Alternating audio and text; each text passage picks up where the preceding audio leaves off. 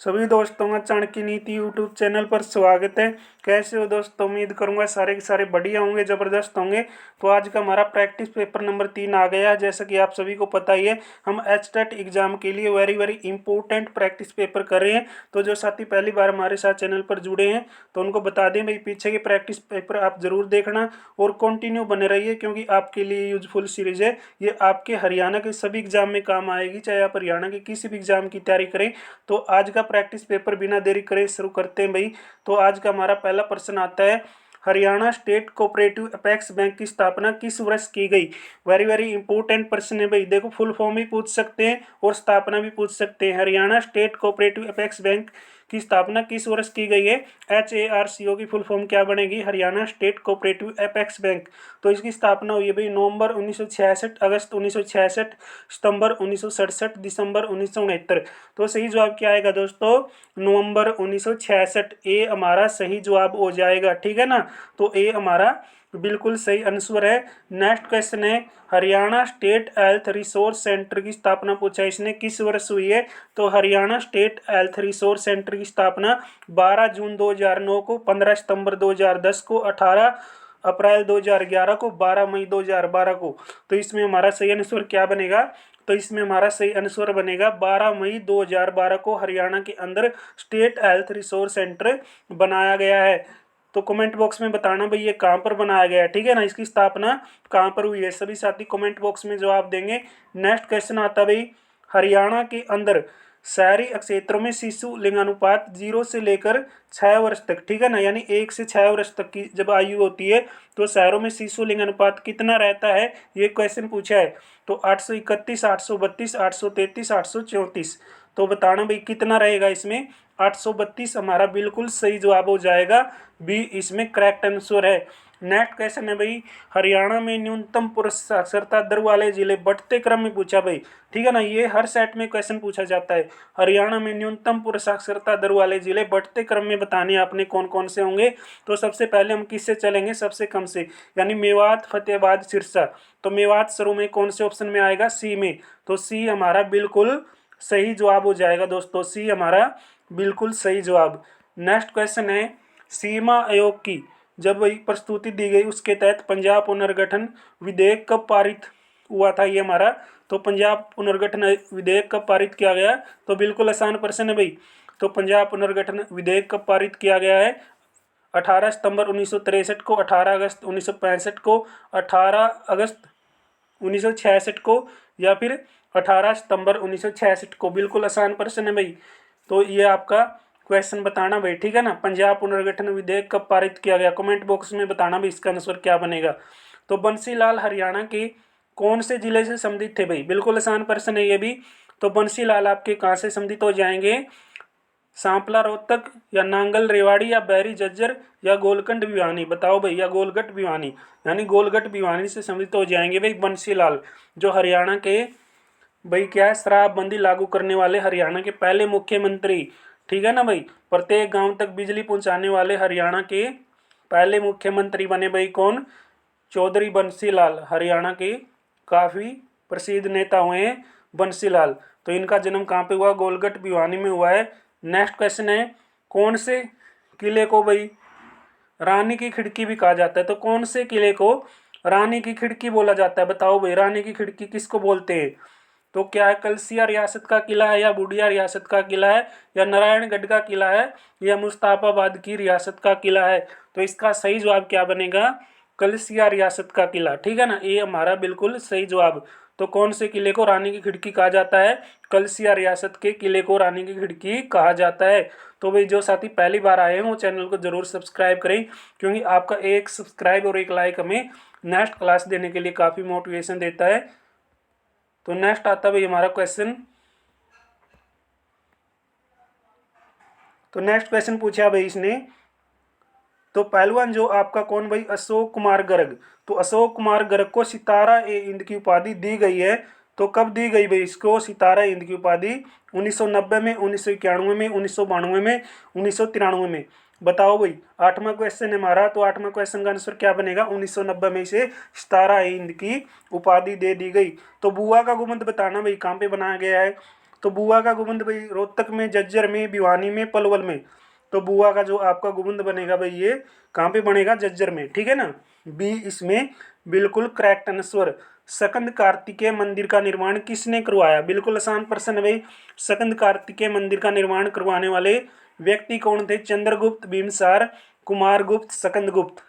तो कई तो इसका आंसर क्या बताएंगे, सकंदगुप्त, क्योंकि क्या है सकंद कार्तिकेय लिखा है ना, तो इसका आंसर क्या बता देंगे, सकंद कार्तिकेय का सकंदगुप्त बता देंगे। नहीं, इसका आंसर ये नहीं आएगा, इसका आंसर क्या आएगा, तो इसका आंसर आएगा भाई सी, कुमारगुप्त, ठीक है ना। सकंद कार्तिकेय मंदिर का निर्माण कराने वाले कौन थे भाई, कुमार गुप्त, ठीक है ना। तो कुमार गुप्त सकंद कार्तिकेय मंदिर का निर्माण कराने वाले, सी इसमें बिल्कुल करेक्ट आंसर हो जाएगा, डी इसमें नहीं होगा। तो टोपरा के अंदर प्रस्तर जो आपकी लाट की मस्जिद है वो किसने बनाई भाई, ठीक है ना। टोपरा प्रस्तर लाट की मस्जिद है वो किसने बनाई है, तो महाराजा अशोक ने बनाई है, सारे जानते होंगे किसने बनाई, महाराजा अशोक ने। तो राजपूत शासक मोर सिंह मंडार की रियासत हरियाणा में कहाँ पे है, बिल्कुल आसान है भाई। जो बाबर के विरुद्ध 1530 में क्या करता है, विद्रोह करता, उसके खिलाफ हो जाता है। तो ये कैथल से संबंधित होगा भाई, कहाँ से, कैथल से संबंधित। दक्षिण हरियाणा में अरावली पहाड़ियों के बाग तथा पंचकुला जिले की मोरनी की पहाड़ियों के बाग उपयुक्त हैं। तो ये कहाँ पे होंगे आपके, बताओ भाई कहाँ पे होंगे। तो ये आपके हो जाएंगे सौर ऊर्जा हेतु या ताप ऊर्जा हेतु या पवन ऊर्जा हेतु या संस्थागत ऊर्जा हेतु। तो इसमें सही जवाब बनेगा आपका पवन ऊर्जा हेतु, ठीक है।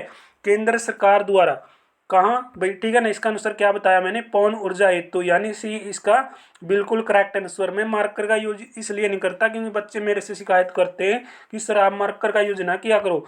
तो केंद्र सरकार द्वारा कहाँ भाई आपका ऑटोमोबाइल उद्योग के लिए एक अनुसंधान एवं विकास संस्थान स्थापित किया जा रहा है। तो ये आपका रोहतक, मानेसर, बहादुरगढ़ या महेंद्रगढ़।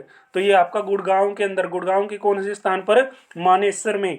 अन्य जिला एवं गांव की सड़कों की लंबाई कितनी हो जाएगी आपकी, तो हो जाएगी भैया आपकी लंबाई बताना कितनी होगी दोस्तों, ये लंबाई होगी आपकी 15,698, ठीक है, 15,698 किलोमीटर अन्य जिला एवं गांव की सड़कों की लंबाई मानी गई है, ठीक है। डी इसमें बिल्कुल करेक्ट आंसर चुनेंगे। नेक्स्ट क्वेश्चन है दीनबंधु छोटूराम विज्ञान एवं प्रौद्योगिकी विश्वविद्यालय की स्थापना, ठीक है ना, पीछे सेट में भी आ चुका है 1987 में। तो कमेंट बॉक्स में बताना भाई कहाँ पे की गई है इसकी स्थापना, ठीक है ना, इस विश्वविद्यालय की स्थापना कहाँ पे की गई। तो श्री कृष्ण संग्रहालय कुरुक्षेत्र की स्थापना किस वर्ष की गई भाई, यह भी अच्छा प्रश्न है। श्री कृष्ण संग्रहालय कुरुक्षेत्र की स्थापना 86 में, 87 में, 88 में, 89 में। तो इसकी स्थापना हुई है दोस्तों बी यानी 1987 में। कब हुई है, बी 1987 में। नेक्स्ट क्वेश्चन है भाई इस आंदोलन के दौरान किसके बीच का क्षेत्र है जो आपका क्या कहलाता है, जन क्रांति के रंग में रंगा गया था। तो कौन सा क्षेत्र रंगा गया था, तो ये आपका रंगा गया था भाई गंगा सतलुज का क्षेत्र, यानी बी इसमें हम हमारा सही जवाब चुनेंगे, बी इसमें बिल्कुल करेक्ट आंसर हो जाएगा। तो सुहाना कुंड कौन से जिले में आता है, बिल्कुल आसान प्रश्न है भाई, ये आपका गुड़गांव में आता है, ठीक है ना। इसमें सी आंसर हमारा बिल्कुल सही है। हरियाणा में भाई, हरियाणा नॉन बायो जो आपका क्या है डिग्रेडेबल या जो गोरबेज कंट्रोल बोल सकते हैं इसको, एक्ट कौन से सन में लागू किया गया, तो कौन से सन में लागू हुआ दोस्तों, 20वां। इसका जो आप देखें कितने साथी बताएंगे, तो इसका आंसर क्या बनेगा, सी बनेगा भाई। कब किया गया था लागू, 98 में, यानी 1998 के अंदर हरियाणा में नॉन बायो जो आपका डिग्रेडेबल गोरबेज लागू कर दिया गया था, ये कानून यानी ये कंट्रोल लागू किया गया। तो डार्ट आभूषण शरीर के कौन से अंग पर पहना जाता है, कमेंट बॉक्स में बताना भाई इसका जवाब, ठीक है ना। ये जो 21वां क्वेश्चन है इसका आंसर आप कमेंट बॉक्स में बताना, डार्ट आभूषण शरीर के कौन से अंग में पहना जाता है, ठीक है ना। माथे पर लटकने वाला आभूषण है या बाजू में पहने जाने वाला आभूषण है या अनामिका अंगुली में पहने जाने वाला आभूषण है या कलाई में बांधने का आभूषण है। इसका आंसर मैं आपसे कमेंट बॉक्स में पूछता हूँ और खासकर लड़कियां इसका सही जवाब दे पाएंगी, तो बताइए, ठीक है। नेक्स्ट क्वेश्चन है भाई सैयद गुलाम हुसैन शाह जो महमी का जन्म है, तो महमी आ गया ना, तो पता ही चल गया आपको इसका जन्म कहाँ पे हुआ। तो सैयद गुलाम हुसैन शाह महमी का जन्म कब हुआ, ये क्वेश्चन पूछा भाई, बताओ। 22वां का आंसर क्या बनेगा, 1709 में। तो सैयद गुलाम हुसैन शाह महमी का जन्म 1709 में हुआ भाई। बूदो माता का मेला कहाँ पे लगता है, तो कहाँ पे लगेगा भाई, ये आपका मुबारकपुर गुड़गांव में या इस्लामपुर गुड़गांव में या पुआना गुड़गांव में या जिरासी गुड़गांव में। तो इसका लगेगा भैया आपका ए, यानी मुबारकपुर गुड़गांव के अंदर बुद्धो माता का जो मंदिर है यानी बुद्धो माता का मेला बरता है भाई। नेक्स्ट क्वेश्चन है परशुराम जयंती कब मनाई जाती है। इंपॉर्टेंट है भाई, परशुराम जयंती कब मनाई जाती है।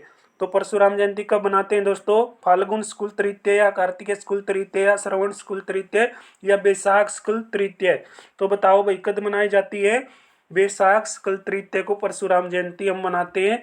नेक्स्ट क्वेश्चन है फरीदाबाद में अरावली गोल्फ कोर्स की स्थापना किस वर्ष की गई।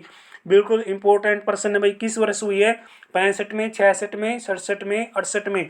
जब हमारा हरियाणा बनता है उसी टाइम क्या भाई, फरीदाबाद में अरावली गोल्फ कोर्स की स्थापना कर दी जाती है, ठीक है ना। गोल्फ कोर्स की स्थापना अरावली गोल्फ कोर्स से जो फरीदाबाद में कब बना है, 66 में बना है जब हरियाणा बना है। पीपीआ पर्यटन स्थल की शुरुआत कब और कहाँ पे हुई है भाई, very very important person.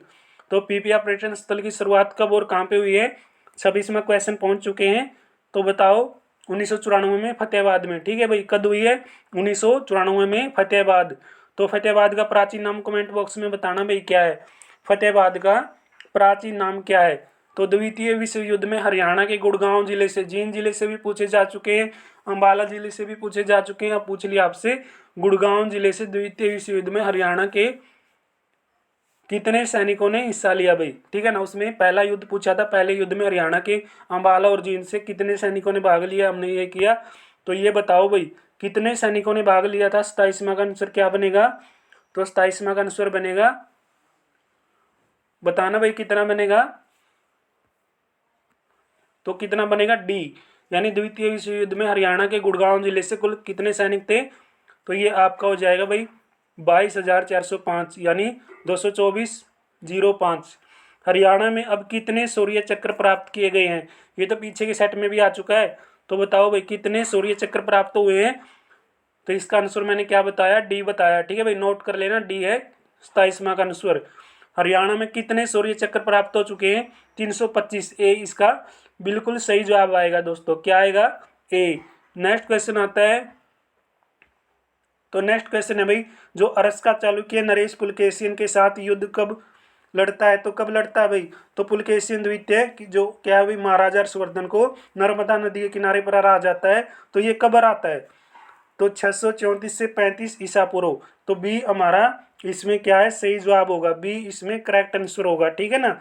Shah Quli Khan ने नारनौल के प्रसिद्ध जल महल का निर्माण कब करवाया भाई, बताना कब करवाया है, 1527 में, 1528 में, 1529 में, 1591 में। तो बताओ भाई शाह कुली खान ने नारनौल में जल महल का निर्माण कब करवाया दोस्तों, तो हमारा सही जवाब आएगा 1591 में। देखो यहाँ से दो क्वेश्चन क्लियर, शाह कुली खान ने नारनौल के अंदर जलमहल बनाया है, कहाँ पे बनाया, नारनौल में, कब बनाया, 1591 में। तो इसलिए आप हमारे साथ जुड़ जाइए, जो आपके सभी एग्जाम के लिए यूजफुल क्वेश्चन करें, चाहे आप हरियाणा के किसी भी एग्जाम की तैयारी करें। तो दोस्तों ये थी आज की क्लास, नेक्स्ट क्लास में मिलेंगे और आपको हरियाणा स्टाफ सिलेक्शन कमीशन से संबंधित या जो आपके मुद्दे की बात है उससे संबंधित भी अपडेट साझा की जाती है। कंटिन्यू बने रहें आप हमारे साथ। जो साथी पहली बार चैनल पर आए, चैनल को जरूर सब्सक्राइब करें, पीछे के प्रैक्टिस पेपर जरूर करना।